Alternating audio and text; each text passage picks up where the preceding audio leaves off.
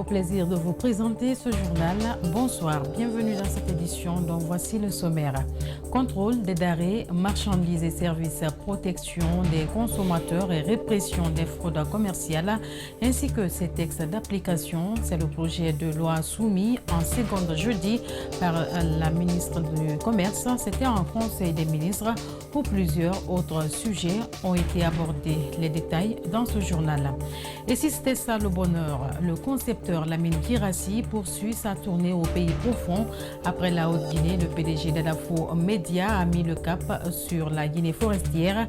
À Zérékoré, le Turbo a conféré avec le personnel d'Espace Forêt avant d'animer une conférence à l'Université de Zérékoré. C'est tout pour les titres. Tout de suite, les détails.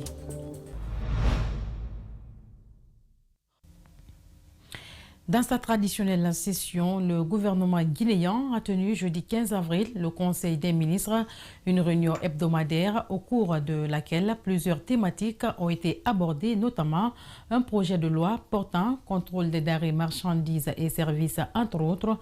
Marissa Camara commente des images de nos confrères de la cellule de communication du gouvernement.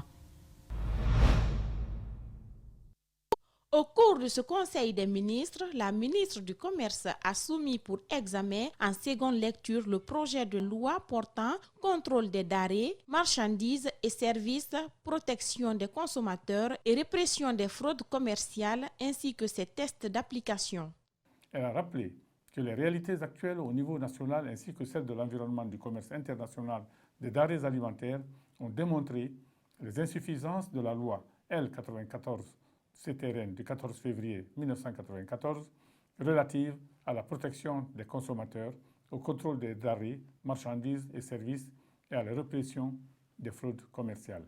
Mariam Camara indique également qu'en Guinée, les maladies d'origine alimentaire et les risques nouveaux relatifs à toutes les denrées importées et produites sur place deviennent un véritable problème de santé publique, avec un impact négatif sur l'économie nationale. La ministre a rappelé que plusieurs produits guinéens destinés à l'exportation ne sont pas admis dans certains pays, dont ceux de l'Union européenne, pour défaut de conformité aux normes. Il s'agit notamment de l'huile de palme, du miel, de la pâte d'arachide, de la poudre de piment, du beurre de qualité et du café. L'autre sujet qui a été au cœur des débats est l'éligibilité de la Guinée au programme du Millennium Challenge Corporation. L'agence de notation américaine Freedom House, dans son dernier rapport publié le 22 mars 2021, a baissé de 2 points la note de la Guinée dans ce registre. Le ministre a expliqué que pour inverser cette tendance, une synergie avec le secrétariat général du gouvernement et les ministères en charge de la santé, de la justice, des affaires étrangères, de la citoyenneté, de l'éducation nationale, de la communication et de l'autonomisation des femmes a été mise en œuvre en vue de renforcer la communication institutionnelle en direction du public en général et des agents de notation en particulier.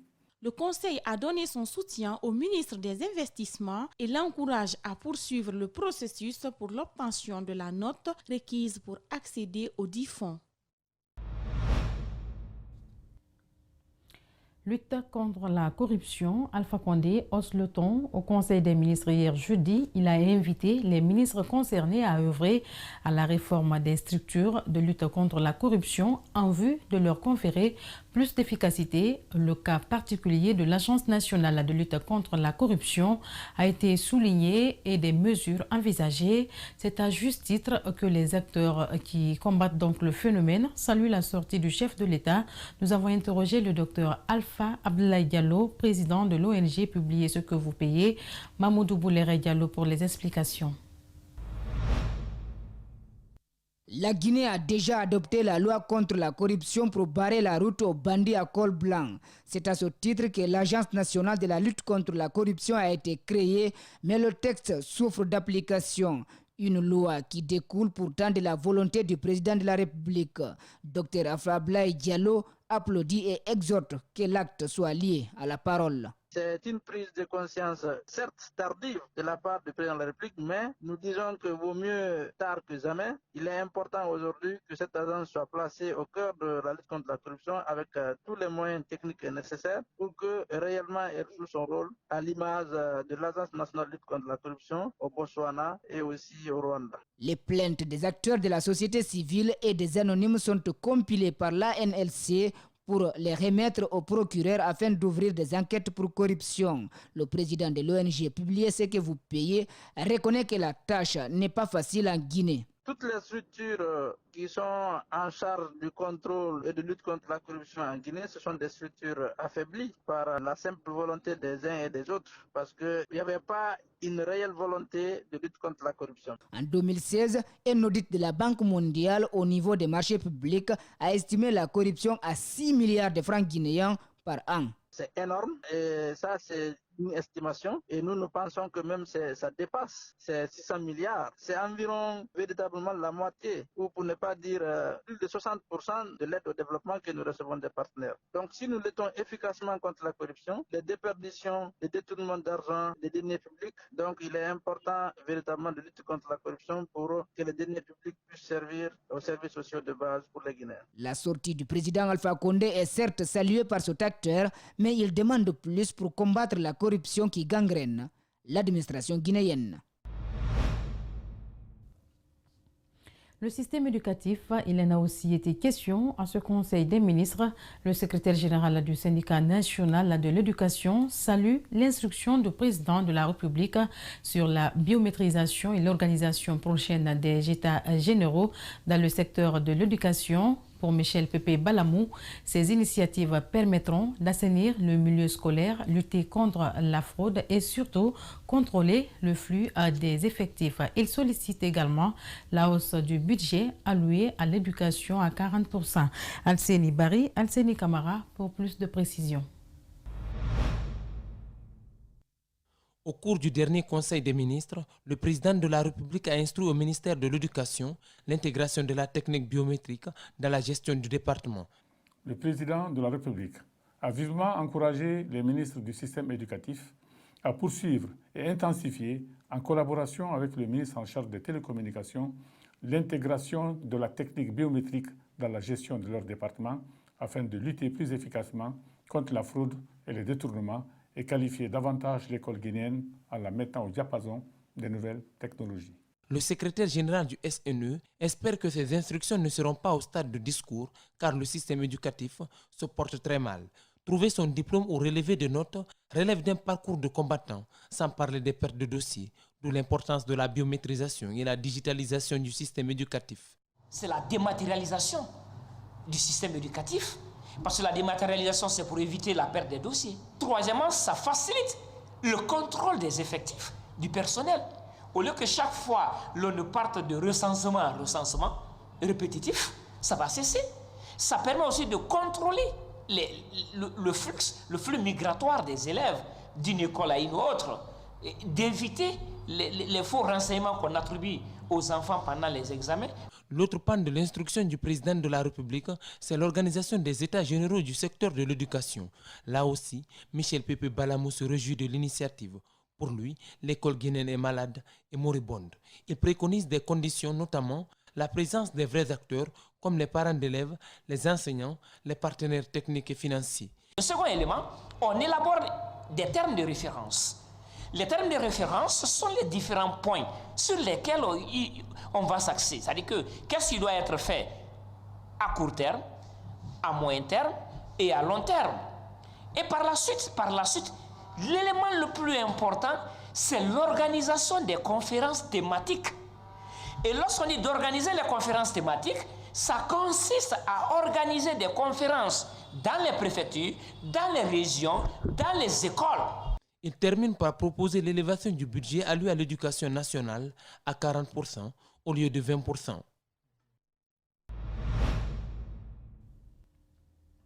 Autre actualité de cette édition, le barreau de Guinée apporte son soutien à l'association des huissiers de Guinée. Vous le savez, les huissiers de justice sont en grève depuis hier jeudi sur toute l'étendue du territoire national. Un arrêt de travail illimité qui survient suite à l'interdiction d'accorder des réquisitions aux fonctionnaires de justice. Ce matin donc, dans une déclaration, le barreau de Guinée a exprimé toute sa solidarité aux huissiers de justice et promet de les accompagner dans leur mot d'ordre de grève.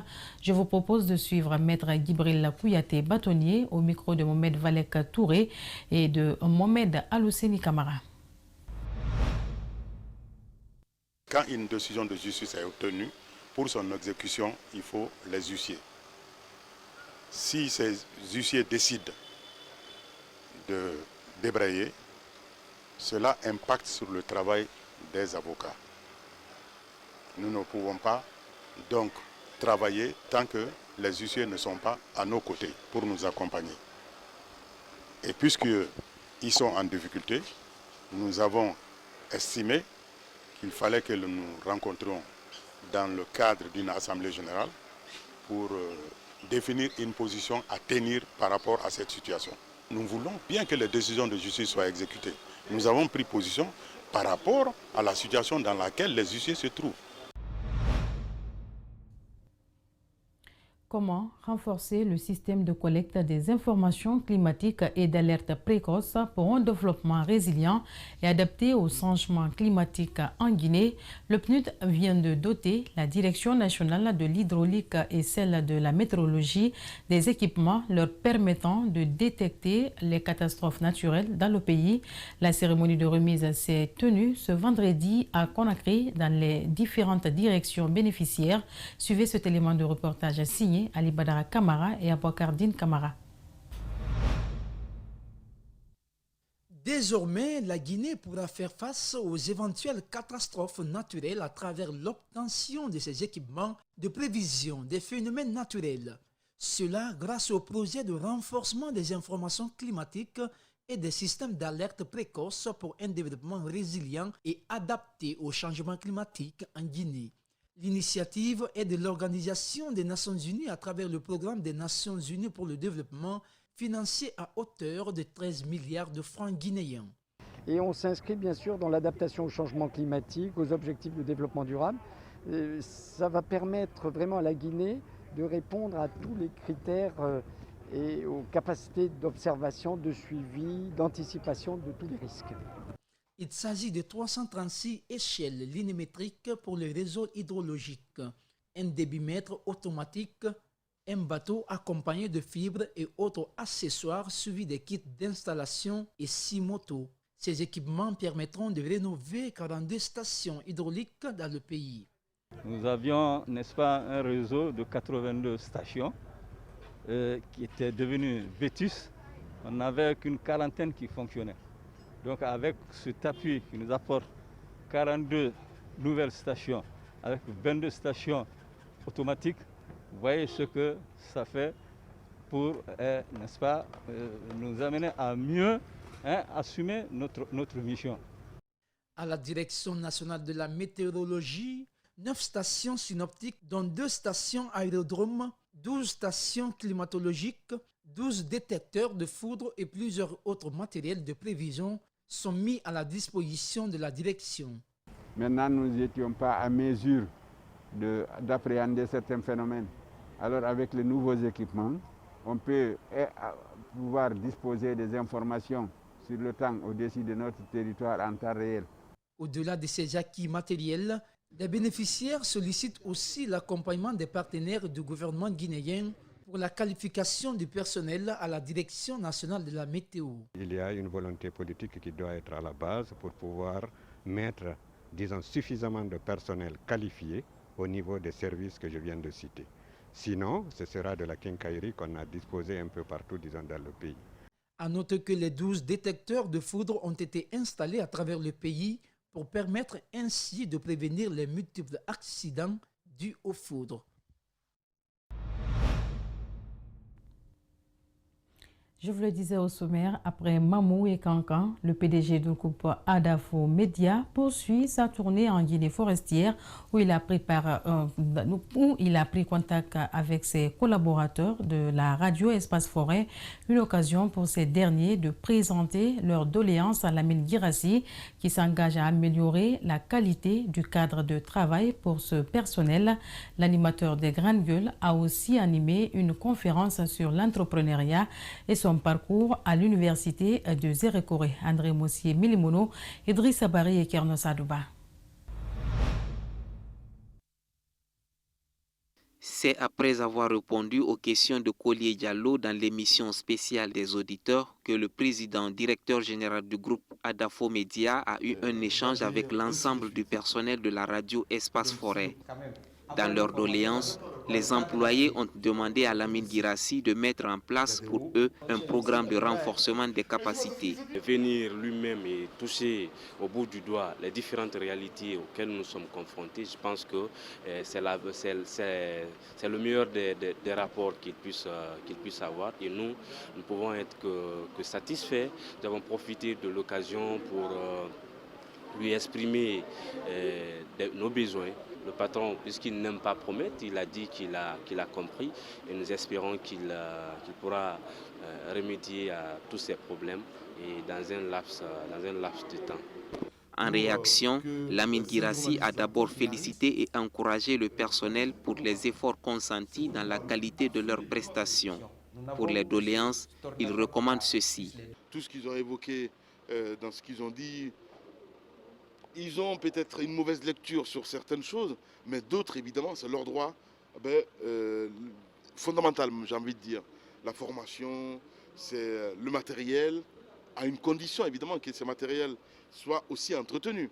Nous allons, évidemment, se bouger pour trouver les moyens nécessaires en ce qui concerne le déplacement. Le matériel, je vais encore faire un effort, encore une fois de plus. Je le fais, je prends l'engagement à Zérékoré, mais aussi c'est pour les autres régions aussi. L'animateur principal des Grandes Gueules s'est aussi rendu à l'invitation de la 11e promotion du département génie environnemental à l'université de Zérékoré. Partageant son parcours et son expérience dans l'entrepreneuriat, le patron de presse invite les étudiants sortants à s'engager dans ce sens. On a vu M. Lamine, monsieur qui fait une promotion de l'entrepreneuriat jeune et d'un modèle de réussite dans l'entrepreneuriat jeune, comme il vient de le dire. Au départ, personne ne le croyait qu'il allait réussir en tant que jeune. Pas parce qu'on ne voyait pas le talent en lui, mais on le voyait en tant que jeune. Il faut tout de même préciser que cette visite de Lamine Guirassi dans la région forestière a un double objectif. Au-delà de rencontrer ses employés, il réalise aussi un documentaire dénommé « Et si c'était ça le bonheur ». Dernier élément de cette édition, 16 avril 2010, 16 avril 2021, 11 années se sont déjà écoulées depuis après le décès de Dr Ibrahima Fofana, l'un des hommes qui a donc marqué l'histoire de la structure syndicale USTG et ses alliés, figure emblématique du syndicalisme africain. Cet homme a défié le régime du général Lansana Conté avec sa complice Aya Rabiatou Serra Diallo entre 2006 et 2007 pour commémorer sa mort. Son cabinet finance chaque année pour faire un sacrifice et des prières pour le repos de son âme à son domicile. Mamadou Fofana se souvient de son frère au micro de Fatoumata Bintabari et Ablaye Kamara. À chaque date anniversaire du décès de mon grand frère Ibrahima Fofana, le bureau syndical de l'USTJ finance le sacrifice pour commémorer la mort de notre grand frère, notre fait regretter Dr Ibrahima Fofana, pour organiser des lectures du Saint-Coran, des prières en famille, pour avoir une pensée vers sa personne, faire des prières pour le repos de son âme. Au moment où il mourait, c'était vraiment une icône. Au-delà même de l'activité syndicale, c'était une personne que tout le monde admirait. Et nous, personnellement, on se souvient de cet homme généreux, de cet homme qui a toujours mis en avant l'honnêteté, la sincérité et le patriotisme. il a toujours mis en avant et pour mettre l'intérêt vraiment des travailleurs et celui de toute la nation au-dessus de tout. Et c'est cet élément qui met fin à ce journal réalisé par Mamadou Sadio Baldé. Il a été coordonné à la régie par Lamine Sidibé et Abouakar Fotesouma. Merci à tous de l'avoir suivi. Bonne soirée sur Espace.